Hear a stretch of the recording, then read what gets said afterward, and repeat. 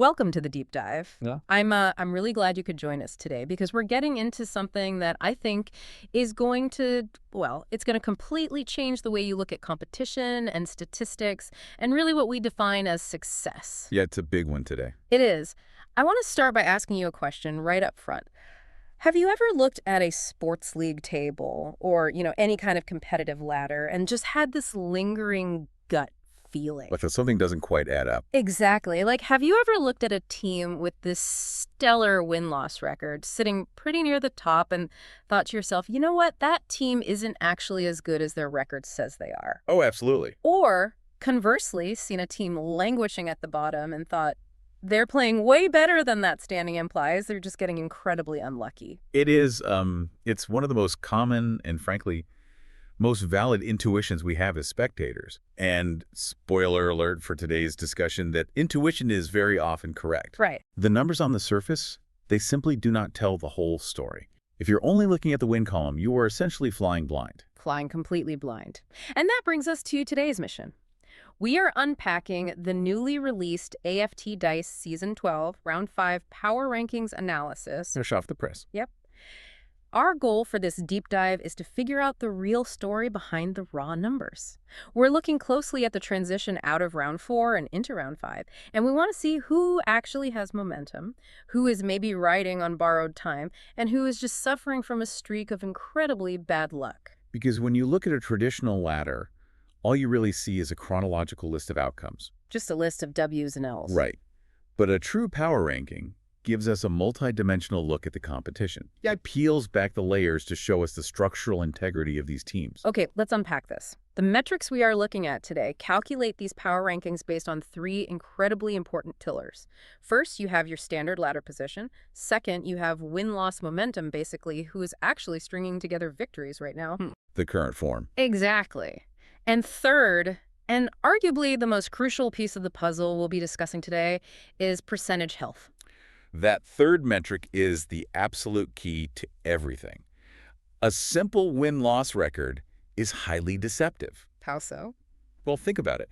You can win a game by a single point because, I don't know, the wind changed direction in the final seconds. Or you can absolutely dominate the opposition and win by 50 points. On a traditional ladder, both of those scenarios look identical. They both just go down as a W. Exactly. But when we track movement in these rankings alongside this concept of percentage health, we start to see the true trajectory of a team. It reveals the underlying engine of the team's performance. It tells us not just what is happening on the scoreboard, but why it matters for the future. Precisely. The underlying engine. I love thinking about it that way. Let's look at the teams with the most powerful engines right now. The top of the league is currently barricaded by what we're calling the elite tier. The heavyweights. Yeah, these are the teams that have really figured out the formula for success. We have a clear Big Four buffer right now at the very top of the rankings. North Melbourne, the Adelaide Crows, the West Coast Eagles, and Hawthorn. All four of them sharing a dominant 4-1 record. Right. And that shared record has created a massive structural advantage for them, hasn't it? Oh, it's huge. By all sitting at 4 wins and 1 loss, this Big Four group has generated a crucial 4-point buffer from the rest of the league. And in this context, 4 points equates to a full game. Exactly. That means even if any of these elite teams stumble in the upcoming round, they have a built-in safety net. They are completely insulated from the immediate chaos of the chasing pack. It is a phenomenal position to be in, but I want to challenge what we're seeing within that elite tier because there are some fascinating, almost contradictory dynamics at play here. Okay, let's hear. Let's start right at the top. Rank number 1, North Melbourne. They're a non-mover this round, meaning they held on to that top spot. They are essentially the benchmark of the league right now. Undeniable. But here is my issue. They've maintained that undisputed number 1 ranking despite actually seeing a dip in their percentage health. How does the team hold the top spot when their underlying engine is sputtering? It's a great question, but I wouldn't actually call it sputtering. I'd call it structural resilience. Structural resilient, okay. Which tells us a lot about the foundation they've built. To be the benchmark, you don't always have to be playing perfect blowout games every single week. North Melbourne's percentage dipped, meaning the margins of their games are getting a bit tighter, or perhaps they let a few more points slip through their defense than usual. Right, an off day for the back line. Yeah. But their overall momentum and ladder position are so overwhelmingly strong that they can weather that slight dip.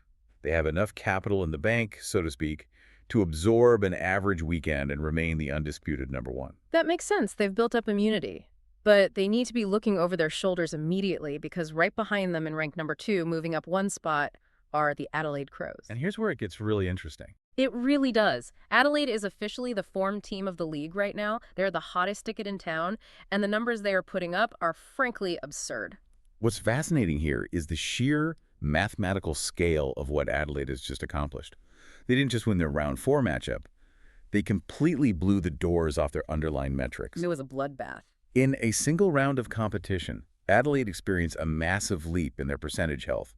They jumped from 108% to a staggering 121%. For you listening, just think about what that means at this level of competition. Percentage health is a direct ratio of points scored versus points allowed.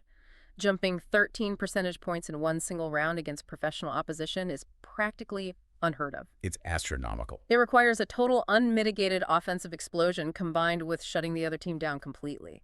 But I have to ask you, jumping 13 points in one round, is that actually sustainable? Or did Adelaide just capitalize on a particularly weak opponent and artificially inflate their numbers? That is the multi-million-dollar question. A 121% health rating is undeniably elite, but maintaining it is another story entirely. It's a massive statement to the rest of the league regardless. It is. And whether it was a fluke or a permanent gear shift, that specific statement is exactly what pushed the West Coast Eagles down a peg. The math simply had to adjust to accommodate Adelaide's explosion. Right, which brings us to the West Coast Eagles, sitting at rank number 3, dropping down one spot. But looking at the broader picture, West Coast is clearly still an elite team. Well, without a doubt. They're still card-carrying members of that 4-1 club. They didn't necessarily do anything wrong to lose that number 2 spot, did they? Adelaide just played out of their minds and forced the algorithm to rearrange itself. That is the beauty of looking at relative strength rather than a static ladder. West Coast is still an absolute powerhouse. They have the systems, they have the personnel, but in the specific narrow window between round 4 and round 5, Adelaide simply had the hotter hand. They overtook them on sheer, overwhelming momentum. Rounding out that Big Four, we have Hawthorn sitting at rank number 4, up one spot from last round. They secured a highly solid win, which was exactly what they needed to do to cement their place in this breakaway group at the top. They did the work, got the points, and grabbed onto that safety buffer we talked about earlier. So we have this serene picture of stability at the top. 4 teams, all 4-1, all sitting comfortably above the fray, dictating the pace of the season. But underneath them, the entire landscape of the league is practically on fire. it is absolute carnage. You're not kidding. The transition from the elite tier to what we are calling the volatile middle is severe. We are talking about positions 5 all the way down to 15. I want you to imagine this scenario. You have 11 different teams in a highly competitive professional league, and they're all separated by just a single win. 11 teams. 11. It creates an environment of absolute, unadulterated chaos. When the margins are that incredibly tight, a single good weekend or a single bad afternoon doesn't just move you up or down a spot or two. No, it completely catapults you across the rankings, or drops you like a stone. Right. Every single quarter of football becomes a high-stakes scenario because the difference between 5th place and 15th place is razor thin. And we see exactly that volatility with our biggest climbers this round. Let's look at Collingwood landing at rank number 6. They jumped up an unbelievable 6 spots in a single round. Massive course correction. Yeah, they were sitting with a negative percentage not too long ago, conceding more than they were scoring. And they managed to completely turn that around to sit comfortably inside the top 8 with a 3-2 record. It is a remarkable turnaround, but they aren't the only ones surging. We have to talk about the GWS Giants, now sitting at rank number 5. They jumped 5 spots and are essentially the narrative leaders of this chasing pack. They went from being stuck in the mid-table mud to suddenly knocking on the door of the Big Four. Yep. But the way these teams are climbing is so different. You have the Giants surging, and then also climbing 5 spots to rank number 8 is Essendon. I look at Essendon's numbers, and this is purely a gritty climb. They are definitely grinding it out. Essendon is surviving by winning the close ones. They are doing exactly what they need to do to stay in finals contention. It might not be the explosive 121% blowout that Adelaide is pulling off, but it gets the job done. And that highlights a really important distinction. There's more than one way to navigate the volatile middle. Essendon is winning ugly, but they are winning. A win is a win. Right. And then you have to give credit to Port Adelaide at rank number 7, up 4 spots. The insight here is that they have finally found their consistency. For the first time this entire season, Port Adelaide boasts a positive percentage. That means they are finally getting their structural systems in place and generating more offense than they are leaking on defense. Precisely. They're stabilizing. But as we know, gravity is a cruel master in the volatile middle. If teams are jumping up 5 and 6 spots, it mathematically guarantees that other teams are in total freefall. The other side of the coin. Let's talk about the big fallers, starting with Richmond. Richmond plummeted from 4th place all the way down to 9th place, dropping 5 spots. That has to send shockwaves through their locker room. And this is where we return to that critical metric of percentage health. It isn't just that Richmond lost, it's how they lost. Their percentage took a massive structural hit. They're still sitting on a 3-2 record, just like the climbers we just praised. Yeah, but their underlying performance collapsed. They lost in a way that damaged their statistical foundation, exposing weaknesses that upcoming opponents are absolutely going to target. And they have plenty of company in the freefall. The Geelong Cats dropped 5 spots to rank 13. This one is brutal to look at. A major defensive lapse in round 5 saw their percentage absolutely tank down to an alarming 91%. Ouch. When I see a 91%, I see a team that has completely lost its shape. Exactly. When your percentage drops to 91%, it means your defense is fundamentally bleeding points. You cannot sustain a competitive campaign if you are regularly giving up significantly more points than you can score. It's just basic math. Right. That defensive lapse from Geelong isn't just a bad game. It is a blaring structural warning sign. It means their midfield is likely failing to apply pressure, leaving their backline completely exposed. Rounding out the big fallers are the Gold Coast Suns, dropping 5 spots down to rank 12. They are losing touch with the top 8 after what was a really promising start to the season. The momentum has completely swung in the wrong direction. Yeah, and you have to wonder if they have the veteran leadership to pull themselves out of that tailspin before the season gets away from them. All of these shifts in the volatile middle make perfect logical sense when you look at the cause and effect. A team tightens their defense like Port Adelaide, they climb. A team suffers a defensive collapse like Geelong, they fall. It is a direct action and reaction ecosystem. But there is one team in this middle section that completely defies that logic. Oh, absolutely. The anomaly. Yeah. Let's talk about the Brisbane Lions. Yeah. They dropped 4 spots to land at rank number 10. If we connect this to the bigger picture, the Brisbane Lions are the most perplexing team in this entire Season 12 data set. They're sitting on a losing record, 2 wins, 3 losses. Right. On a traditional ladder, you write them off as bottom half teams struggling to find their identity. But when you look at their percentage health, it is a staggering 112%. Exactly. I really want you to think critically about this disparity. A 112% health rating is elite. It is objectively higher than some of the teams currently sitting in the Big Four Breakaway group. That is wild. It suggests that Brisbane's underlying game mechanics, their ability to generate inside 50s, their scoring efficiency, and their defensive rebounding are all operating at an incredibly high level. I'm looking at this and my brain is struggling to reconcile it. How can a team with a 112% health rating be sitting at 2 and 3? It strongly implies that they are suffering from remarkably bad luck rather than bad gameplay. Think of it like a professional poker player who is making every single mathematical bet correctly. Okay. They are reading the table, they have the odds in their favor, but they keep hitting a streak of terrible cards on the river. When Brisbane wins, they are clearly winning by large dominant margins, which boosts that percentage. But when they lose? They are losing incredibly close, tight games where just a single bounce of the ball didn't go their way. They are a significantly better team than their raw win-loss record implies. So it's not a systemic failure, it's a clutch failure. It's missing that one crucial tackle in the final 2 minutes or hitting the post instead of kicking a goal when the game is on the line. Exactly. It's incredibly frustrating for a fan base, but it means the underlying athletic capability is absolutely there. Which makes them arguably the most dangerous team in the volatile middle. If their luck balances out, if the cards start falling their way to match their statistical health, they could absolutely tear through these rankings in the coming rounds. Opposing coaches cannot look at their 2 and 3 record and think they're in for an easy weekend. That is such a great point to keep an eye on. Continuing down this middle section, we hit a group of teams that I would describe as being stuck in the mud. Take Melbourne, sitting at rank 11, dropping 2 spots with a 2-3 record. They're an interesting case. Yeah, they are high scoring, but they're leaking way too many points and struggling to close out games. It is a classic lack of balance. You can have all the offensive firepower in the world, you can have the most dynamic forwards in the competition, but if you can't shut down the opposition in the fourth quarter, you will remain stuck right where they are. It's a completely different flavor of being stuck when you look at the Sydney Swans at rank 14. They're a non-mover this round, also sitting at 2-3. But their problem isn't just leaking points late in the game, it's a structural catastrophe.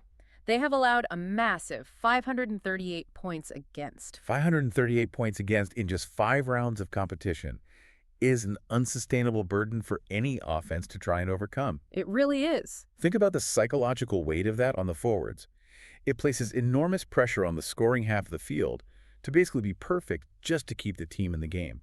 You cannot outscore a defense that porous. It is why they are described as being stuck in neutral. And right below them at rank 15, also a non-mover at 2-3, is Carlton. They managed to improve their percentage slightly, showing some signs of life, but they are still trapped in the bottom 4 of the league. Which brings us to the absolute most precarious section of the power rankings. Positions 16 through 18, the danger zone. The danger zone.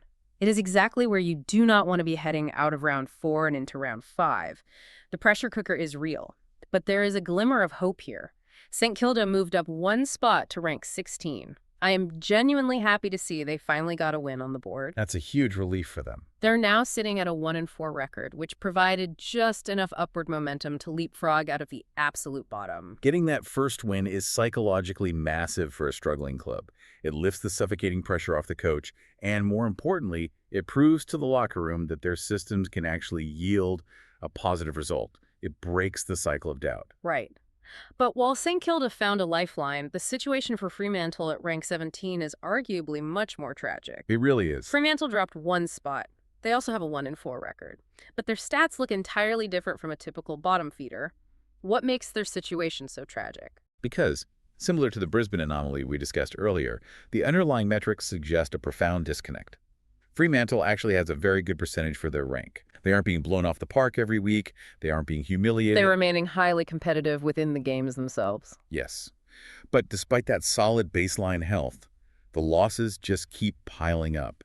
It points to a chronic inability to execute in high-pressure moments. It's the yips. It is a very difficult cycle to break out of when the effort is clearly there, the math is relatively okay, but the tangible results simply refuse to materialize. That has to be absolutely devastating for team morale. You play well for 4 quarters and still walk away empty-handed week after week. But nowhere is morale lower than at rank 18, a non-mover. The Western Bulldogs. Yeah. They're the only winless team remaining in the entire competition, sitting at an abysmal 0-5 record. And the numbers do not pull any punches regarding why they are at the absolute bottom. The Western Bulldogs have a defensive rating of 72%. 72%? That doesn't even sound like a professional sports metric. It is the lowest in the entire league by a significant margin. Contrast that 72% with the 121% we saw from Adelaide earlier. It is a completely different universe of athletic performance. Worlds apart. When your defensive rating is 72%, it means opposing teams are quite literally scoring at will. There is virtually no resistance. The midfield isn't tracking back, the defensive line is constantly out of position, and the opposition is treating their defensive 50 like a training drill. The Bulldogs have both hands firmly wrapped around the wooden spoon right now, and unless they find a defensive structure immediately, they aren't letting go of it anytime soon. Without a fundamental, ground-up overhaul of how they approach their defensive setup.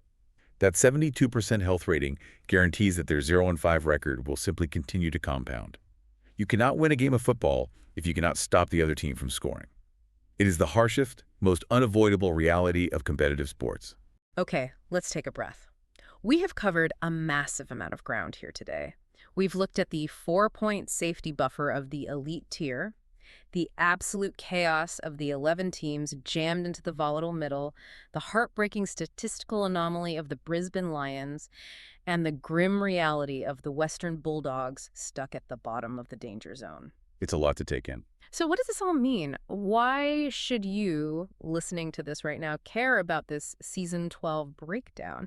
I think it proves something fundamental about how we process information, whether it's in sports or in life. Definitely. It proves that looking purely at the surface, just looking at the face value results of wins and losses, is completely insufficient if you want to understand a complex competition. You have to look at momentum. You have to look at the underlying percentage health. That is the only way to find the true story. I completely agree. And I think looking at this specific set of data really challenges our preconceived notions. This raises an important question that I want you, the listener, to really mull over after we finish up here today. Let's hear it. Let's think back to the Brisbane Lions, a team sitting in the volatile middle with a losing 2-3 record, but boasting a dominant, elite 112% health rating. If a team can mathematically be that incredibly strong while simultaneously losing more than they win, is the traditional win-loss ladder actually lying to us about who the best teams truly are? That is a fascinating way to frame it. Are these underlying metrics of points scored versus points conceded a stronger, more honest predictor of future success than the actual victories recorded on the scoreboard? It forces us to ask what we truly value more, the underlying process or the final result. What an incredible question to leave off on. Process versus result. Thank you so much for joining us on this deep dive into the AFT Dice Season 12 Power Rankings. We unpacked a lot of numbers, debated a lot of momentum swings, and uncovered some serious hidden truths about the actual health of this league. We will be back with more insights, more analysis, and more deep dives next time. Until then, keep questioning the numbers you see on the surface.